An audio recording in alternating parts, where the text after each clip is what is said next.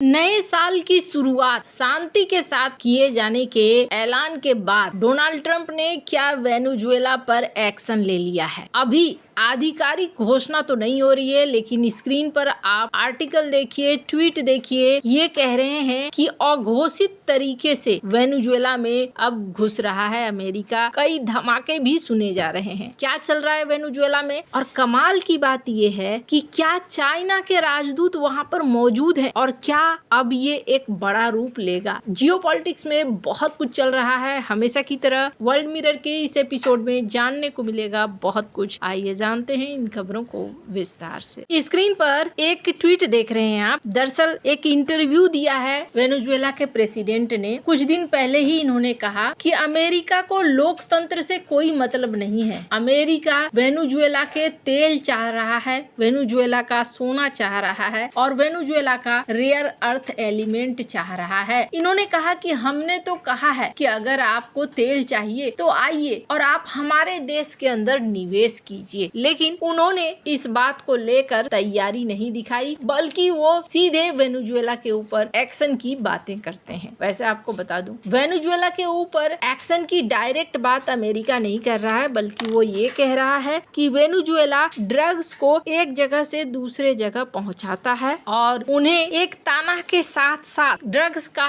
कारोबार करने वाला भी कहा गया। और आपको बता दूं, इसमें कई नेता हैं जो ट्रंप के साथ आके खड़े हैं। स्क्रीन पर जेवियर माइली को देख सकते हैं आप। जेवियर माइली भी यहाँ पर समर्थन करते हुए दिखे। उन्होंने कहा कि हाँ, मादुरे एक डिक्टेटर है और एक टेररिस्ट है जो ड्रग्स को एक जगह से दूसरी जगह पहुंचाने का काम करता है। अभी तक ये देखने को मिला था कि ड्रग्स के नाम पर इनके वेसल्स के ऊपर हमले हो रहे थे, कई सारे बोट के ऊपर हमले हो रहे थे। वेनेजुएला को पूरी तरीके से घेर रखा था अमेरिका ने। अब इसी बीच ये भी देखने को मिल रहा है कि अचानक से यहाँ धमाके सुनने को मिलने लगे हैं। वेनेजुएला की राजधानी काराकास में धमाके की तेज आवाजें सुनी गई है। रूसी मीडिया चैनल आरटी के अनुसार अमेरिकी सेना ने वेनेजुएला के रक्षा मंत्रालय के मुख्यालय पर हमला बोला है। रक्षा मंत्रालय के अंदर धमाके सुने गए हैं। कहा जा रहा है कि वेनेजुएला की राजधानी काराकास में भी धमाकों की आवाजें सुनने को मिली है। धुएं के गुबार उठ रहे हैं। अगर सोशल मीडिया को देखें तो कुछ इस तरह के वीडियो रिलीज हो रहे हैं। शनिवार सुबह तड़के काराकास में तेज आवाजें सुनी गई। वेनेजुएला के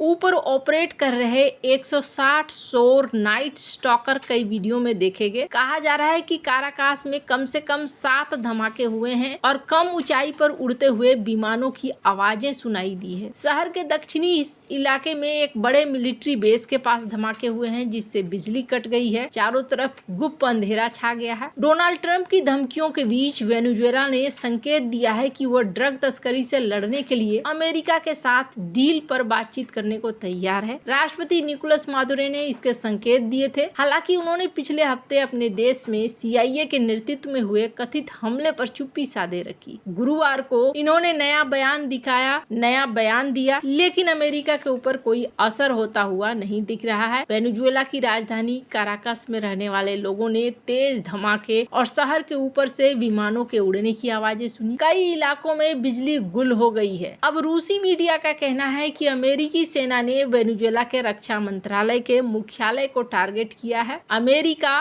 वेनेजुएला के राष्ट्रपति निकोलस मादुरो को वैध नहीं मानता है, उन्हें तानाशाह कहता है। साल 2019 में अमेरिका ने विपक्षी नेता जुआन गुएडो को वेनेजुएला का अंतरिम राष्ट्रपति मान्यता दिया। मादुरो सरकार पर चुनावों में धांधली और मानवाधिकार उल्लंघन के आरोप भी लगे हैं। अमेरिका ने वेनेजुएला पर कड़े आर्थिक प्रतिबंध लगा रखे हैं, खास करके उसके तेल उद्योग पर गहरा असर पड़ा है। इन प्रतिबंधों से वेनेजुएला की अर्थव्यवस्था और मुद्रा पूरी तरीके से चरमरा गई है। वेनेजुएला अमेरिका पर सत्ता परिवर्तन की साजिश और हस्तक्षेप का आरोप लगाता रहा है। दोनों देशों के बीच राजनयिक संबंध लगभग पूरी तरह टूट चुके हैं। रूस, चीन, ईरान वेनेजुएला का समर्थन करते हैं, जिससे ये विवाद वैश्विक हो चुका है। तेल संसाधनों से भरपूर वेनेजुएला में अमेरिकी कंपनियों की भूमिका भी विवाद की वजह रही है। राजनीतिक संकट संकट के कारण लाखों वेनेजुएला के लोग देश छोड़कर अमेरिका समेत दूसरे देशों में पलायन कर चुके हैं। कहा जा रहा है कि वेनेजुएला की राजधानी में जो धमाके हुए हैं, उस धमाके में कथित तौर पर AH-64 Apache attack helicopter, CH-47 transport helicopter से धमाके किए गए हैं। वेनेजुएला में कई धमाकों की रिपोर्ट है। अब यहाँ पर अगर चाइना की मीडिया की सुने तो चाइना की मीडिया ने ये कहा है कि कम्युनिकेशन ब्रेक हुआ है, पता नहीं चल पा रहा है, कुछ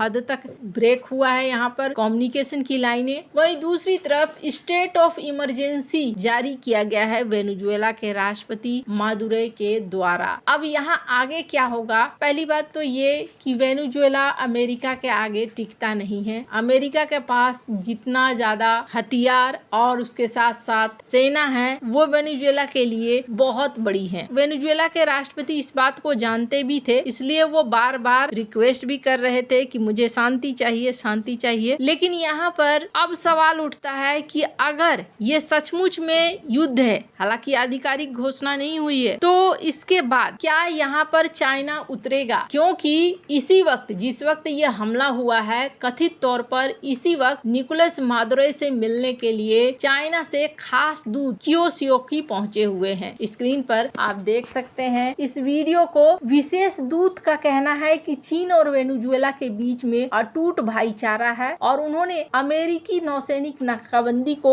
समुद्री डकैती कहा और कहा कि वेनेजुएला की संप्रभुता और अंतर्राष्ट्रीय कानून का उल्लंघन है। चीन ने कहा कि वो एक तरफा प्रतिबंधों और धोस का विरोध करता है। अब ट्रंप प्रशासन ने दिसंबर 2025 में वेनेजुएला पर पूर्ण नौसैनिक नाकाबंदी लगाई है, जिसमें संदिग्ध ड्रग तस्करी और नार्को टेररिज्म का आरोप है। लेकिन अब यहाँ चाइना क्यों पहुंचा है? चाइना यहाँ पर पहुंचा हुआ है अपने संबंधों को लेकर। पर अगर लॉन्ग टर्म पे सोचे ना, तो क्या हो रहा है यहाँ पर? आपने वेनेजुएला को देख लिया, अब वेनेजुएला का पे जो सीन हो रहा है, उसका असर सीधा और सबसे बड़ा असर किसी पर पड़ेगा तो वो चाइना पर पड़ेगा। भारत भी तेल का व्यापार करता था, लेकिन वेनेजुएला से बहुत ज्यादा नहीं कर पाता था। चाइना यहाँ पर अच्छा खासा तेल समेट रहा था, लेकिन अब चाइना के लिए मुश्किल है, इसलिए चाइना फटाफट वहां पहुंचा भी है। साथ ही वेनेजुएला का इस्तेमाल चाइना किसी और मकसद के लिए भी कर रहा था, क्योंकि ये नजदीक है अमेरिका के। दूसरा आप देखेंगे ईरान, अमेरिका का एक्शन ऐसा लगता है कि ईरान पर भी हो सकता है, और दोनों ही देश ऐसे देश हैं जिससे चाइना